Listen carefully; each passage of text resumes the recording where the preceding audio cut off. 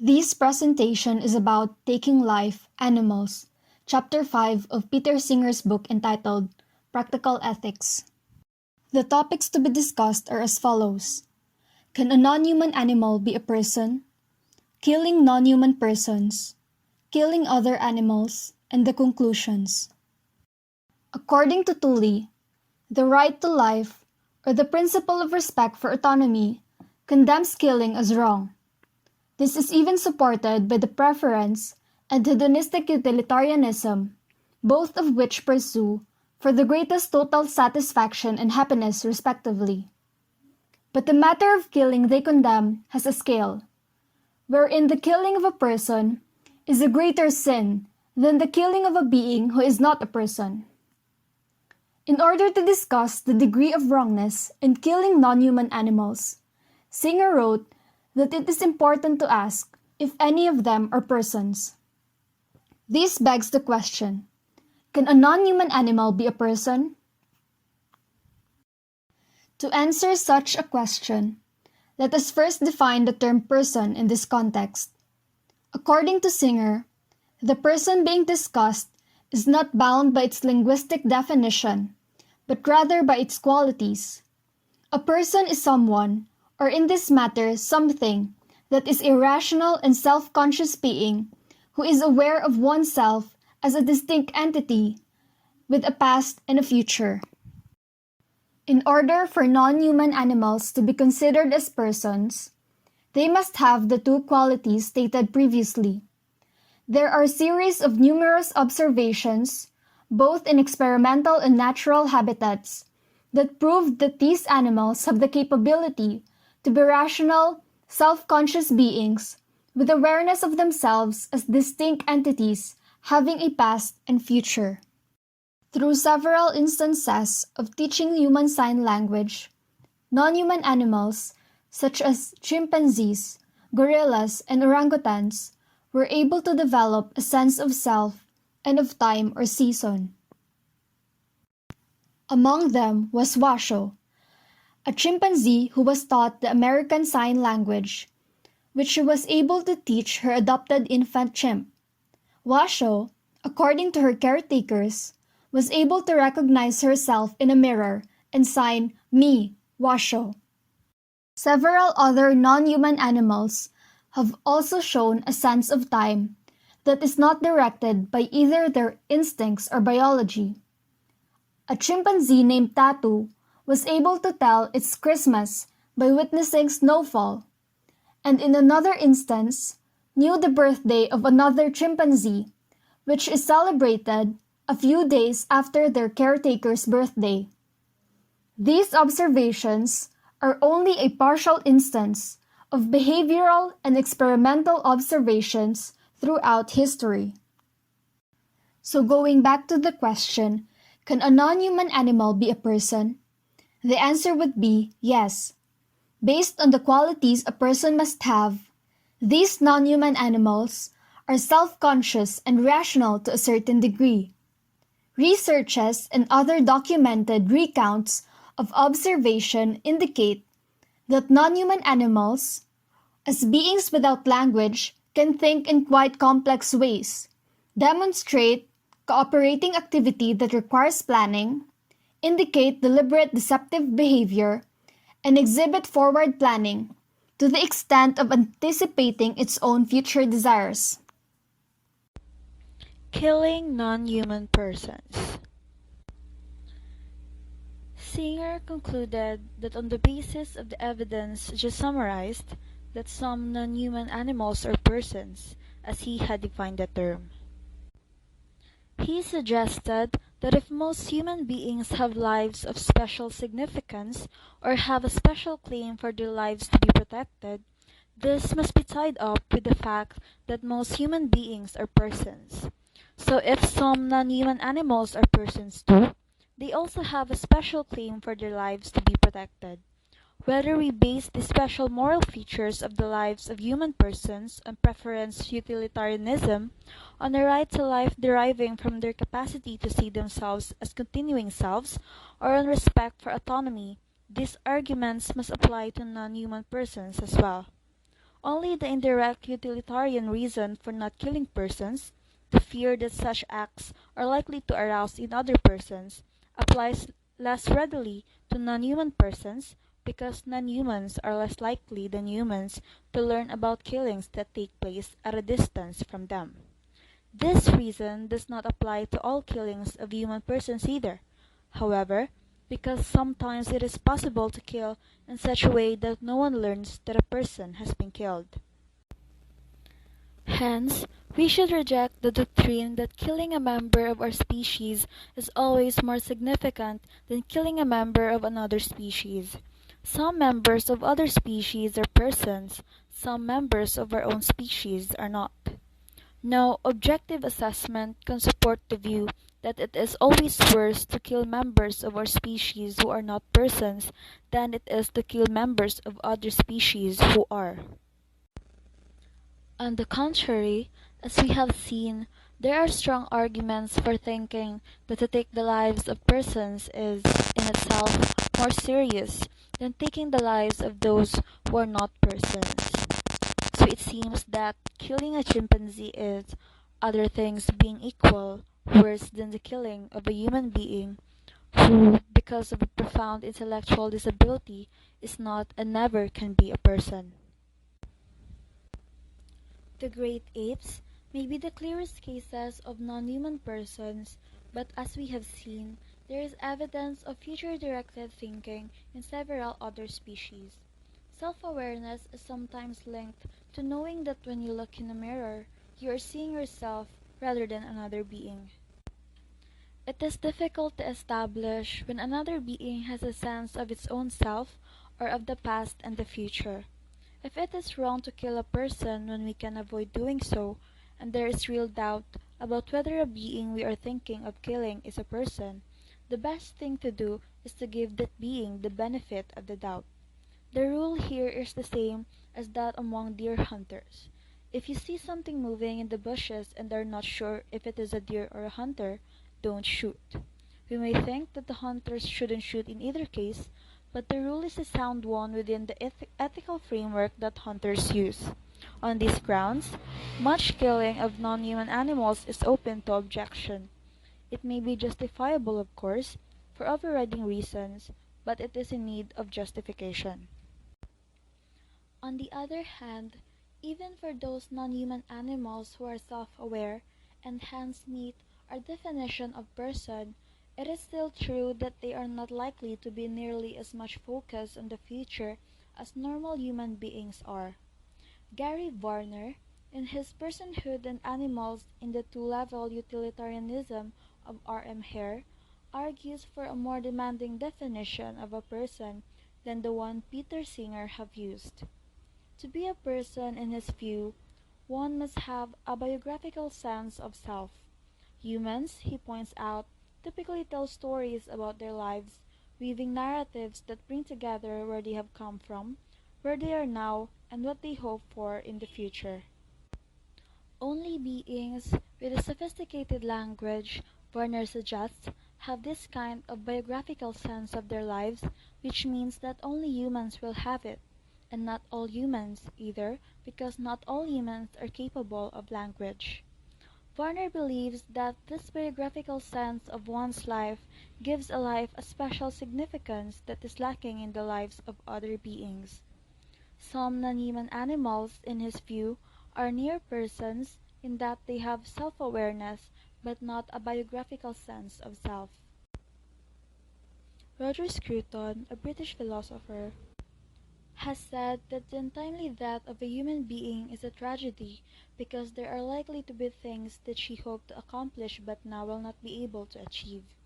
The premature death of a cow is not a tragedy in this sense, because whether cows live 1 year or 10, there is nothing that they hope to achieve. Even those great apes who can use sign language do not talk to us about their plans for the distant future. Scrub jays hide food for the next day, but as far as we know, they do not embark on long-term projects that will pay off in the years ahead. Accepting these differences between normal mature humans and non-human animals, we could see the wrongness of killing, not as a black and white matter, dependent on whether the being killed is or is not a person, but as a matter of degree, dependent on, among other things, whether the being killed was fully a person, or was a near person, or had no self-awareness at all, the extent to which, by our best estimate, the being had future-directed desires, and how central those desires were to the being's life. The criminal law can reasonably take a different view on the grounds that public policy is better served by laws that draw sharp boundaries, but the relevant moral considerations suggest a continuum. Now let us proceed to discussing arguments revolving around the ethicality of killing other animals.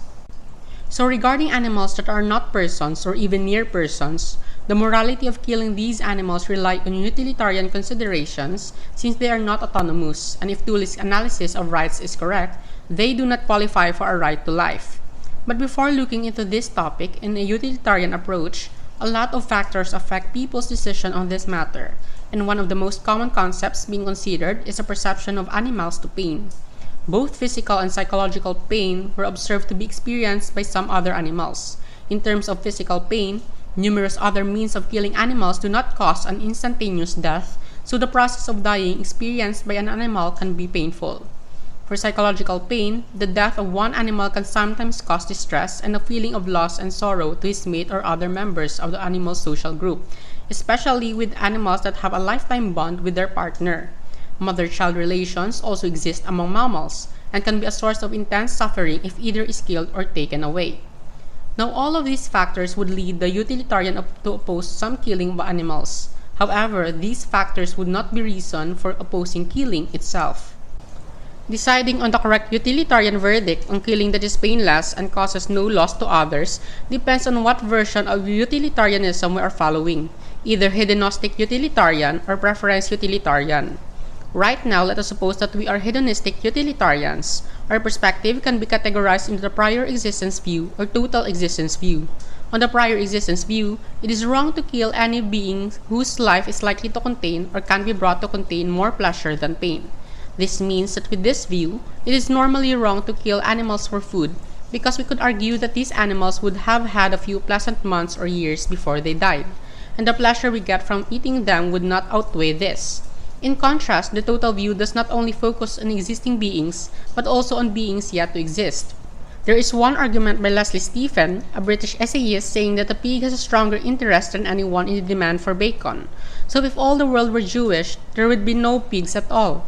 This argument pointed that although meat eaters are responsible for the death of animals they eat and for the loss of pleasure experienced by animals, they are also responsible for the creation of more animals, because if no one ate meat, there would be no more animals bred for fattening. So this is called the replaceability argument, since it assumes that if we kill one animal, we can replace it with another, as long as that other will lead a life as pleasant as the one killed would have led if it had been allowed to go on living. But this argument has many problems, which can be summarized with these 3 points. First point is that the replaceability argument would not justify eating the flesh of animals reared in modern factory farms. This is because the condition of these factory farms does not allow pleasurable and happy lives for the animals. Second point is that if it is good to create happy life, then it is presumably good to have as many happy beings as our planet can hold. This actually implies that we should eliminate human beings to make way for a larger number of smaller happy animals like mice, sheep, etc. That way, the world can be maximized with beings having happy lives. The last point proposes that if replaceability holds for animals, then it must hold for humans at a similar mental level. These 3 points reduce the appeal of the replaceability argument as a defense for eating meat. This argument and the total view have been widely criticized, but none have offered satisfactory solutions. Now, Derek Parfit has offered a thought experiment that amounts to an even stronger case for the replaceability view. Imagine 2 women with the following conditions. The first one is 3 months pregnant, but according to the doctor, the fetus has a defect that could diminish the child's quality of life in the future. The good news is that the defect is treatable with a pill that has no side effects when taken. Will the woman take the pill or not? In the second situation, the other woman is about to stop using contraception. but the doctor advised her that her medical condition could cause an untreatable defect to her child if she conceived within the next 3 months. The good news is that there will be no defect if she conceives after 3 months. Will the other woman wait for 3 months? Regarding the two situations, we would all agree to say yes, but what if they refuse? If the woman in the first situation refused to take the pill and gave birth to a child with a disability, the first woman has harmed her child. In this case, the child can blame the mother for his or her difficulty in life, since if she just took the pill, the child's life could have been significantly better. However, if the child of the second woman tries to make the same claim, the mother could respond that if she waited 3 months before becoming pregnant, the child would never have existed since another child could have been formed from a different egg and a different sperm. The child never had a chance of existing without the disability. In a way, it is a defense to the charge of having harmed a child. Even with this reasoning, if we persist that what the woman did was wrong and associates the wrongness to the fact of not bringing a possible being into existence that might have a better quality of life, then we are actually embracing the total view or replaceability argument, since we are considering the interest of beings who would come into existence only if we chose to bring them into existence. Because some people are unsure what to say about the case of the two women, particularly if what they did was equally wrong, another example was presented from the case that profit caused depletion. So in this case, it presented the dilemma whether to continue using the cheapest but environmentally degrading energy available to give the current generation a high standard of living, but worsen the climate that would be difficult for future generations, or to follow a sustainable policy that involves an end to fossil fuel, change in lifestyle, less meat, etc., to provide a better world for distant generations, but give burden to the current one. We call this as business as usual versus sustainability. Sustainability has much better consequences than business as usual, but if the latter was opted and it is wrong, the question of who we have wronged can be raised. Now here, we are shown that if we choose business as usual, we assume that we have wronged the future generations because of the climate crisis they will be facing. However, this response overlooks the fact that our choice of policies will have widespread effects that will also change who meets whom and who has children with whom. What this means is that if we choose sustainability, there is a great possibility that the future generation would not have been better off, but rather they would not have existed at all.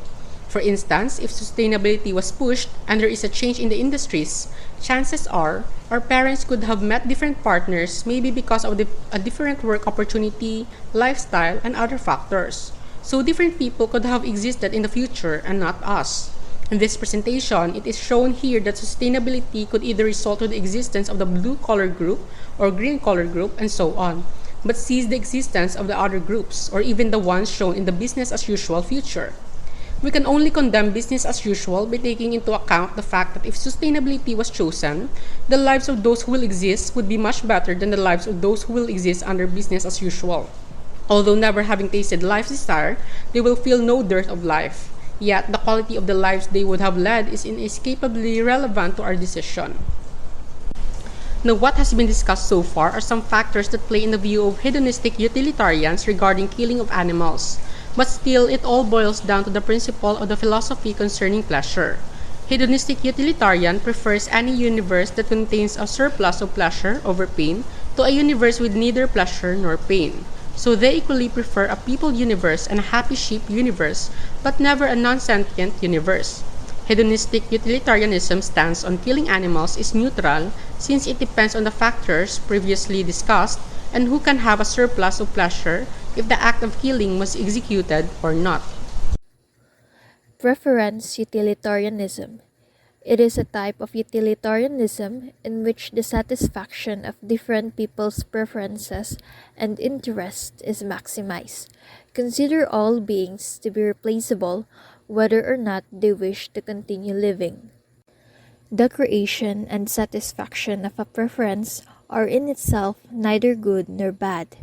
It varies according to whether the experience as a whole will be desirable in terms of other long-standing preferences we may have. Debits view of preferences. It's like making a debit and a moral ledger of debits and credits by creating an unsatisfied preference.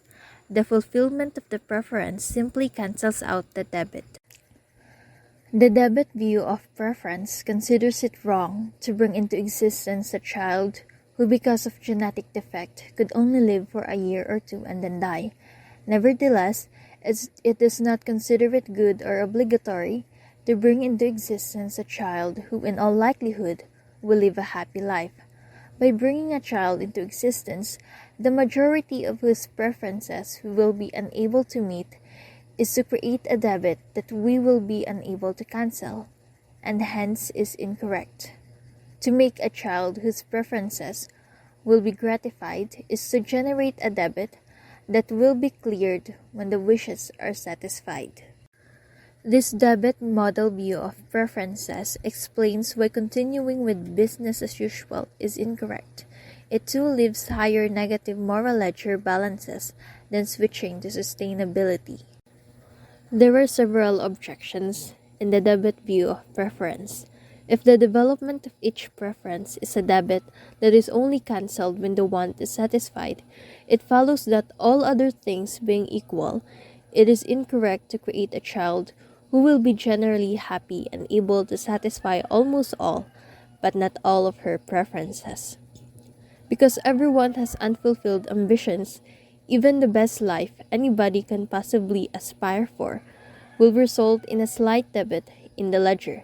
It would be preferable if none of us had ever been born. As German philosopher Arthur Schopenhauer and some strands of Buddhist thinking believe, we are constantly striving for something, and when we achieve it, instead of enduring fulfillment, other desires grow that must be satisfied. Because the only satisfaction we can aspire for is a brief reprieve from a bad mood, life isn't worth living, and the most we can hope for is to break the cycle of birth and death. A South African philosopher, David Benazar, also argued that having an unmet desire is the same as being dissatisfied, which is a bad thing. Singer clarifies that believing that only conscious beings can be replaced does not mean that their interests are unimportant. As long as sentient beings are conscious, they are motivated to fulfill their wishes or to have as much pleasure and as little pain as possible. Sentience is sufficient to position a creature into the realm of equal consideration of interest, but it does not imply that the entity is personally interested in living. If the arguments in this chapter are correct, there is no single answer to the question, is it normally wrong to kill an animal? The term animal, even in the restricted sense of non-human animal, covers too diverse a range of lives for one principle to apply to all of them. Some non-human animals appear to conceive of themselves as distinct beings with a past and a future, and this provides a direct reason against killing them, the strength of which will vary with the degree to which the animal is capable of having desires for the future. Our increasing knowledge of the intellectual capacities of non-human animals has extended the number of species to which this reason against killing can reasonably be applied. None of this discussion is intended to suggest that people who need to kill animals in order to survive, people living in poverty who are struggling to get enough to feed themselves and their families, or those living a traditional hunting and gathering existence should not do so. If cows, pigs, chickens, and other animals we usually eat are self-aware, they are still not self-aware to anything like the extent that humans normally are. Peter Singer agrees with Warner and Scruton that the more one thinks of one's life as a story that has chapters still to be written, and the more one hopes for achievements yet to come, the more one has to lose by being killed. For this reason, when there is an irreconcilable conflict between the basic survival needs of animals and of normal humans, it is not speciesist to give priority to the lives of those with a biographical sense of their life and a stronger orientation towards the future. And that concludes the presentation on Peter Singer's Taking Life Animals. We are Group 10. Thank you for listening. These